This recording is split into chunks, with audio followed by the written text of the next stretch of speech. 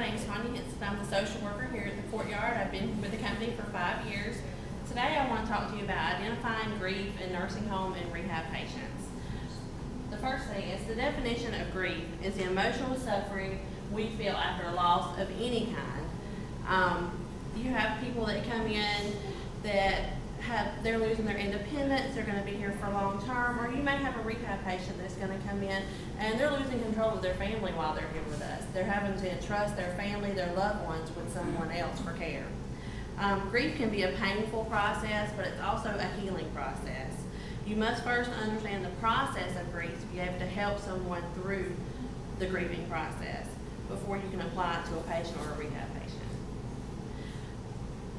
There are 5 stages of grief. The first one is denial and isolation, anger, bargaining, depression, and acceptance.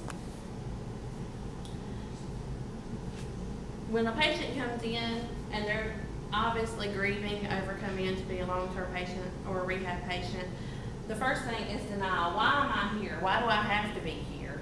They may deny that anything's ever happened. No, I didn't fall at home. They may withdraw from their family. They may withdraw from staff. They may isolate themselves in the room and not want to interact with anyone. If they're a rehab patient, they can come in and say, I'm not like the other patients that are here. You'll see a lot of anger. A grieving person can be mad at themselves for what's happened. They can be mad at their families, their loved ones that have, in their mind, put them here in the position they're in, or they can be mad at the world in general.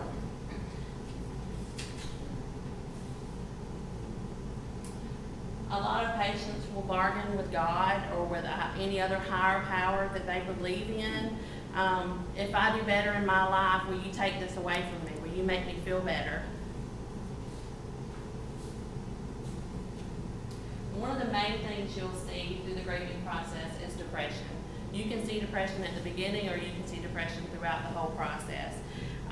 There are numerous signs of depression. A person can exhibit 1 or 2 symptoms, or they can exhibit all of the symptoms throughout the process. The process can be very short or it can be very long. They can have sleep disturbance, loss of appetite, lack of energy or concentration, emotional outbursts, feelings of self-pity. You'll also hear people say that they felt numb through the process, don't remember a lot. That's a common reaction. And then feelings of loneliness, emptiness, or isolation. And the last stage of grief is acceptance. This is where you've been through the anger, the sadness, the mourning, and you start to realize that maybe it wasn't your fault or anybody else's fault, and you're able to accept that this is reality and that you're working through this and can get better, and it's not such a bad place that you're in. Long-term care patients experience a lot of grief, as you say. It's the loss of something. It could be a loss of a limb that they're grieving over.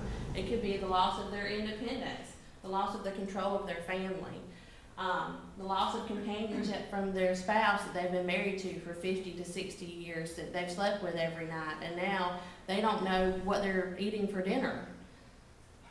Their decline in health, loss of their memory, not being able to remember their family when they come in and wonder who this strange person is that's coming to visit them. And also the loss of dignity. It's very hard to be cared for by someone that you don't even know who they are. You may have just met them 10 minutes ago and you need help going to the bathroom. And that's hard for a person to go through. Each person is unique and presents signs of grief in different ways. So when you're caring for someone that's going through this, you may need to try different interventions, different things that may work for different patients that don't work for other patients. For long-term care patients, a lot of the interventions you can use is always empathize. Put yourself in their shoes. You want them to feel like you're there to, which you are there to care for them. You want them to feel like you understand what position they're in, that you understand what they're having to go through, and you're there to give them the best possible care that you can. Encourage them to accept the position that they're in, encourage them to talk about their fears, talk about their concerns, talk about what they've lost, what's in their community. Involve their families. Their families are an integral part of the treatment that we provide. They're part of our team. The families a lot of times can help you find an intervention that maybe would cheer your patient up, reassure confidence in themselves and also in the care that they'll receive. Let them know that you're there to give them the best possible care that you can.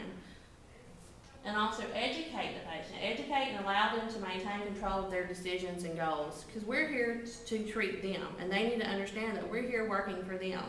And we want to make sure that, as we say, they get the best possible care, and that they understand what's going on with them. They understand what their treatment they're going to receive. They understand what therapies they're going to receive, and how those therapies are going to improve their lives, their control.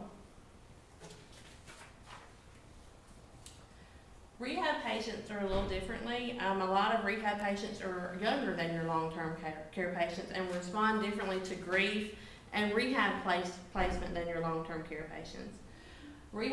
Some rehab patients, there may be mothers who have teenage children at home or grandkids that they want to see and spend time with. They have a loss of independence, a loss of control. They have mortgages at home. They have bills to pay, a yard to take care of, flowers to plant that are just left there while they're getting treated for a broken limb or whatever may have them in rehab placement. Loss of companionship again. You lose your family. They're at home while you're here. They continue to work. You may have companions at work. Decline in health, of course, and then fear of permanent disability. When you're working and you may fall and break your hip, you have the fear that you may not ever be able to work again, and you've got to provide for your family. And some of the interventions you can place for rehab patients are involve the family, especially at this part, because they need to know that their family is still there for them and their family still needs them. Encourage continued involvement in outside life and family. Let their spouse bring their personal bills, their calendars up here, and help them to still maintain that control over what's going on. Encourage residents to talk of their fears, concerns, or the loss that they're going through. Reassure confidence in themselves and the care that they will receive. Educate and allow residents to maintain control of their decisions and goals. Again, they need to understand how they're going to be treated, how they're being treated is going to affect their lives. And then, of course, assist residents to focus on healing and therapy instead of outside influences. You need them to know that everything is being taken care of and that they need to get healthy to be able to maintain what's going on.